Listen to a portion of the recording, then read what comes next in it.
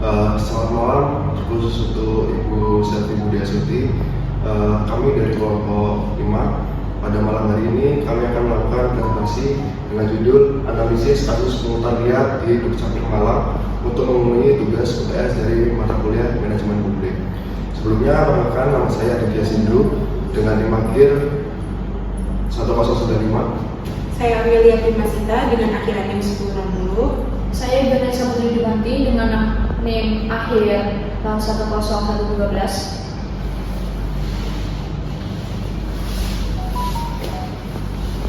Baik, untuk latar belakang kasus, kami mengambil kasus ini di daerah Malang. Kasus pungutan liar atau pungli yang terjadi di Dinas Kependudukan dan Pencatatan Sipil Dukcapil Kabupaten Malang pada tahun 2024 menunjukkan bahwa masih ada masalah serius dalam kejujuran dan etika publik di Indonesia.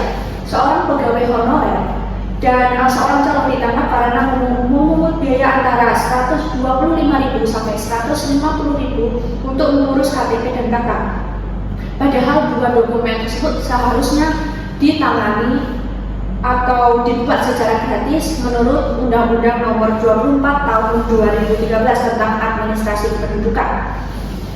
Kasus ini menggambarkan bahwa sebagian pegawai publik belum menjalankan tugasnya sesuai dengan nilai kejujuran, tanggung jawab, dan pelayanan kepada masyarakat. Lebih dari itu, praktik ini juga termasuk bentuk korupsi dan kolusi karena ada kerjasama antara pegawai dengan pihak luar untuk mencari keuntungan pribadi dari pelayanan yang seharusnya memang bebas biaya. Next.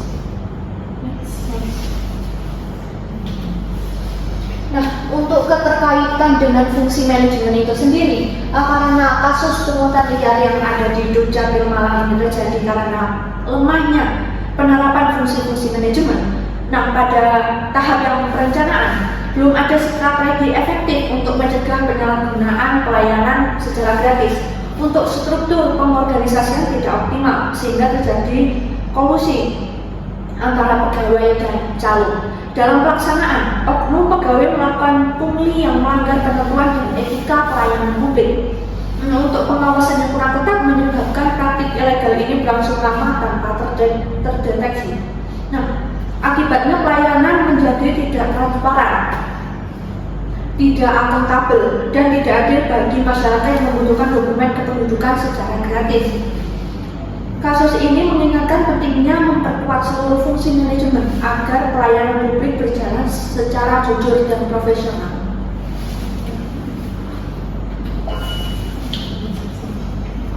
Lalu selanjutnya adalah keterkaitan dengan penerapan fungsi POAC, yaitu yang pertama ada planning. Planning itu seharusnya ada perencanaan yang jelas tentang prosedur pelayanan gratis KTP dan KK sesuai aturan. Lalu yang kedua itu kasus pungli ini harus menunjukkan kurangnya perencanaan yang efektif untuk mengantisipasi penyalahgunaan dan memastikan pelayanan berjalan lancar. Lalu yang kedua ada organizing, yaitu struktur organisasi dan pembagian tugas itu harus dijalankan agar pengawasan dan akuntabilitas berjalan dengan baik. Yang kedua itu kasus ini menyiratkan adanya kelemahan pengorganisasian yang memungkinkan kolusi antara pegawai dan juga calonnya. Lalu yang ketiga itu ada accounting, yaitu yang pertama implementasi pelayanan itu seharusnya sesuai dengan nilai kejujuran, akuntabilitas, dan pelayanan masyarakat. Lalu yang kedua itu ada dalam kasus Dukcapil di Malang ini, pelaksanaan diwarnai pelanggaran etika berupa pungutan liar dan penyalahgunaan wewenang. Dan yang terakhir itu ada controlling. Yang pertama itu fungsi pengawasan wajib memastikan semua prosedur ditaati dan mencegah penyimpangan. Lalu yang kedua ada kasus ini menunjukkan lemahnya pengawasan internal dan juga yang memungkinkan praktik pungli berlangsung lama tanpa terdeteksi. Berikutnya adalah identifikasi nilai etika dan dalam publik. Ya, seperti yang kita tahu, kasus pungutan liar ini sangat amat mencederai terkait nilai etika dalam pelayanan publik. Sebagai contoh, di sini ada transparansi. Kenapa kasus ini bisa mencederai nilai etika melalui transparansi? Karena dalam kasus pungutan liar ini terdapat kolusi atau persekongkolan yang terjadi secara sembunyi-sembunyi sehingga publik atau media tidak dapat mengetahui terkait kasus pungutan liar ini. Berikutnya ada integrasi. Nah, integrasi ini kaitannya dengan kejujuran ya.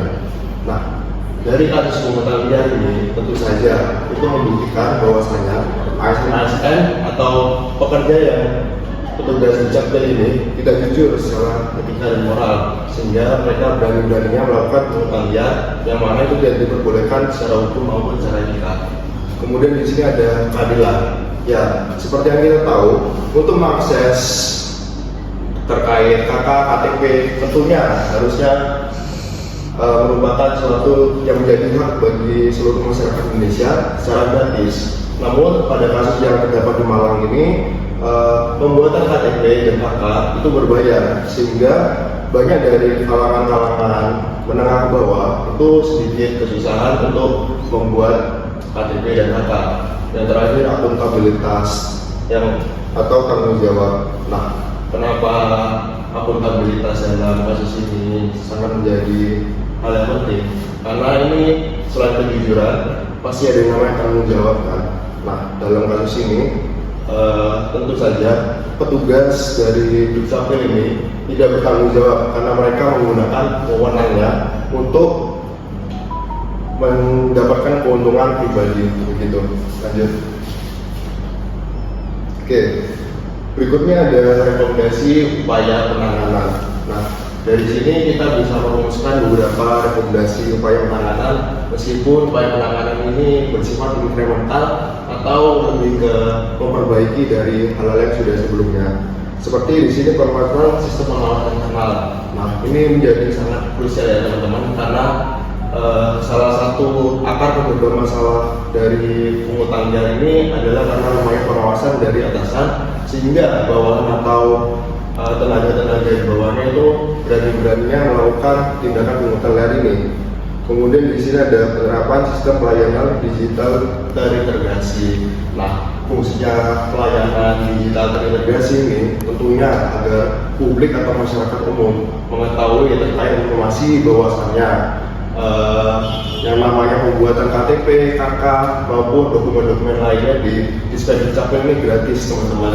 Sehingga apabila ternyata ditarik pungutan liar itu mungkin bisa dilaporkan melalui pelayanan digital ini. Terus kemudian di sini ada peningkatan pendidikan dan pelatihan etika bagi pegawai. Nah, ini sudah sangat amat jelas ya teman-teman. Ketika poin nomor 1 dan poin nomor 2 sudah terlaksana, namun dari pegawainya itu memiliki etika atau moral yang minim, itu sama saja bohong. Karena yang paling mendasari dari hal ini tentu saja adalah etika dan moral. Maka dari itu pendidikan dan pelatihan etika bagi pegawai ini menjadi sangat penting.